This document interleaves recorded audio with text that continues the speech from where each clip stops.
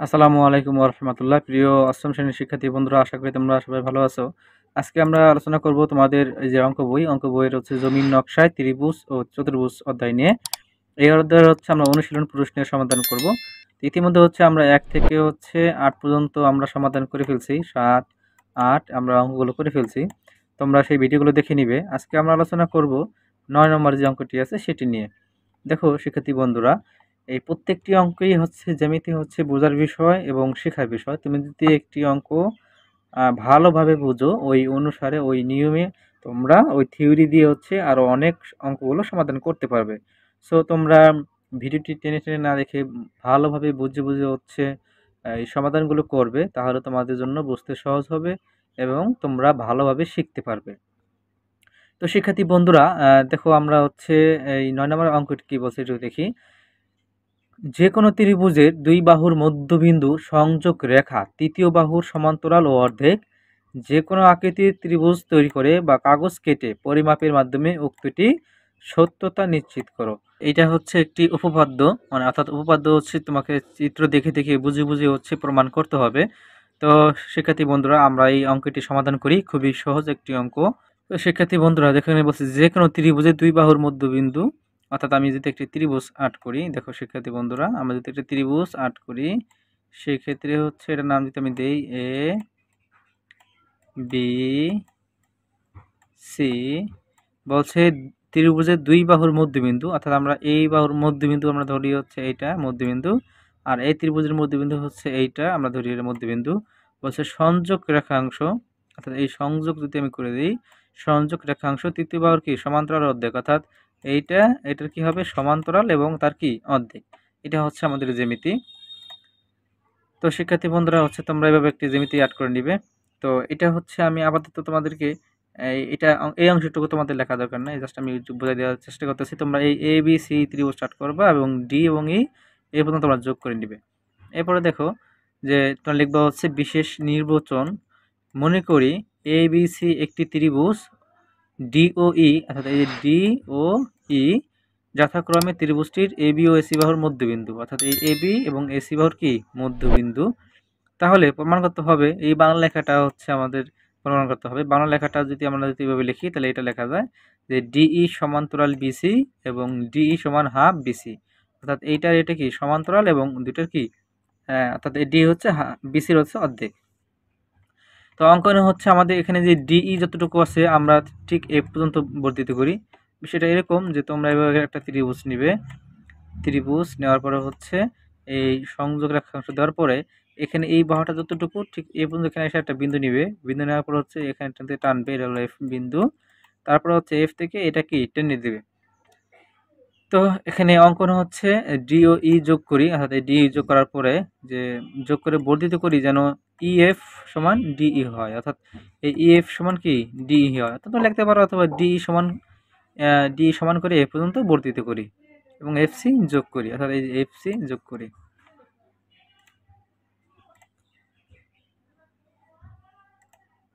তো শিক্ষার্থী বন্ধুরা, এরপরে দেখো, এরপরে হচ্ছে তোমাদের প্রমাণ। এই প্রমাণে আমরা যাই। প্রমাণে 1 নম্বর ধাপে কি বলা আছে যে ত্রিভুজ এ ডি ই, অর্থাৎ ত্রিভুজ এ ডি ই এটা এই ত্রিভুজটা এবং ত্রিভুজ ইএফসি, অর্থাৎ ত্রিভুজটা এখানে দুইটা, অর্থাৎ এই নিচের ত্রিভুজটা ইএফসি। ইএফসি ত্রিভুজটা হচ্ছে এরকম যে ইএফসি এটা, এই দুইটা ত্রিভুজের মধ্যে এই ও ইসি কি সমান, অর্থাৎ দেখো এই এবং আর এই ইসি খণ্ড কি সমান। কারণ কারণ দেখো এই খণ্ড আর এই খণ্ড কি সমান, কারণ এই যে দেখো মাঝখানে মধ্যবিন্দু কি ই, তাহলে এই খণ্ড যতটুকু এই খণ্ড কি ততটুকু, এটা লিখছি। এরপর হচ্ছে দেখো ডিই সমান ইএফ, অর্থাৎ এই অংশটুকু সমান কি এই অংশটুকু। এটা আমরা অঙ্কন অনুসারে লিখছি, পাশে লিখে দিচ্ছি যে যথার্থতা লিখে দেওয়া আছে, যে দেওয়া আছে, এবং এটা হচ্ছে কি অঙ্কন অনুসারে। এরপরে দেখো এখানে যেহেতু আমরা দুইটা বাহু নিলাম, দুইটা বাহু নেওয়ার পর হচ্ছে আমরা দেখো দুইটা বাহু নেওয়ার পর হচ্ছে আমাদের একটা কোণ নিতে হবে। আসলে দেখো তো কোণ আর কোণ সমান আমাদের যুক্তি লাগবে। সুতরাং আমরা দেখতে পাচ্ছি হচ্ছে যে এই পাশের এই কোণ, এটার নাম হচ্ছে এ ই ডি।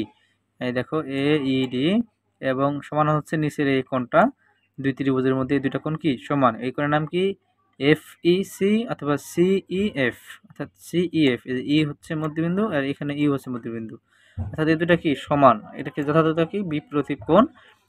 তাহলে যেহেতু আমাদের দুইটা বাহু সমান হয়েছে এবং একটি কোণ সমান হয়েছে, সেক্ষেত্রে আমরা লিখতে পারি সর্বসমবাহু। সুতরাং এই যে এখানে যেই লাইনটা লিখছিলাম, যে ত্রিভুজটা লিখছিলাম, এই দুইটা ত্রিভুজ হচ্ছে সর্বসম প্রমাণ হলো ত্রিভুজ ADE সর্বসম ত্রিভুজ CEF, অর্থাৎ এটাকে আমরা লিখতে পারি বাহু কোণ বাহু উপপাদ্য, অর্থাৎ বাহু কাটা নেওয়া হয়েছে দুইটা বাহু এবং একটি কোণ নেওয়া হয়েছে, তাই বাহু কোণ বাহু উপপাদ্য। এই দেখো একটি বাহু, এই একটা বাহু, দুইটা বাহু একটা কোণ, অর্থাৎ দুইটা বাহু একটা কোণ। এটাকে বলা হয় সর্বসম চিহ্ন।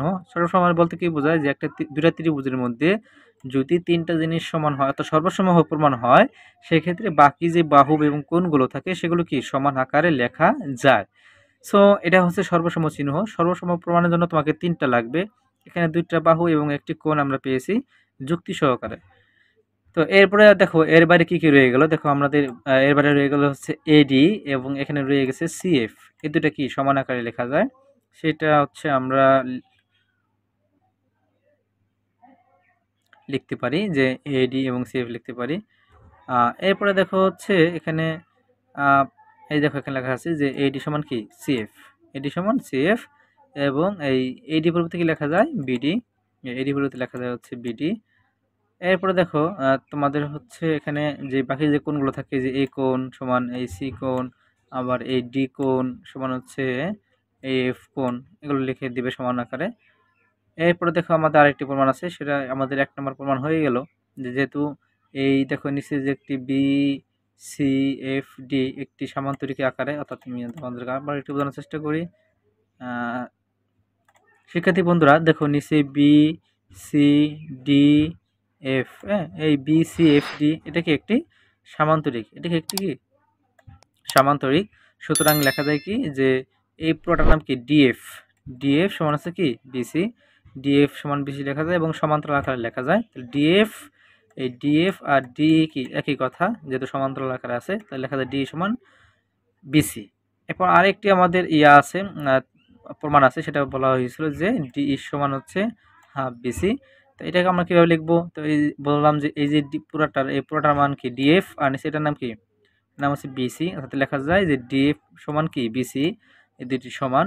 এবার দেখো এই DF কে দুইটা খণ্ড করা হয়েছে, এটার নাম কি DE, এটার নাম কি EF, দুইটি খণ্ড করা হয়েছে।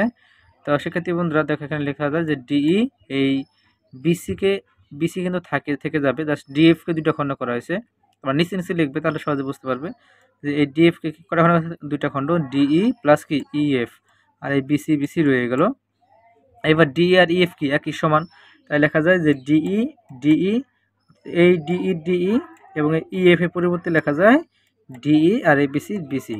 এরপরে দেখো এখানে DE আছে দুইটা, তাই লেখা যায় 2DE সমান এই BC। এবার এই 2 এই পাশে যদি আমরা নিয়ে আসি তাহলে কি থাকে, D থাকে এবং এই BC 2 এক পাশ থেকে আরেক পাশে চলে গেলে কি বিপরীত হয়ে যায়, অর্থাৎ 1/2। 2 এর পাশে যদি আমি আরেক পাশে নিয়ে যাই অর্থাৎ এটা কি বিপরীত হয়ে যায়, অর্থাৎ এবার 3 এর বিপরীত কি হবে 1/3। এবার 4 এর বিপরীত কি হবে 1/4। হ্যাঁ, তো সুতরাং আমাদের এটার প্রমাণ হয়ে গেল।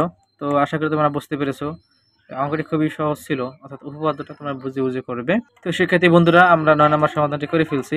পরবর্তীতে তোমাদের 10 নম্বরে একটা অঙ্ক দেওয়া আছে, সামান্তরিকের দুটি সন্নিহিত বাহু দৈর্ঘ্য 6 সেন্টিমিটার এবং 5 সেন্টিমিটার এবং বাহুদ্বয়ের অন্তর্ভুক্ত কোণ 50 ডিগ্রি হলে সামান্তরিক অঙ্কন করো।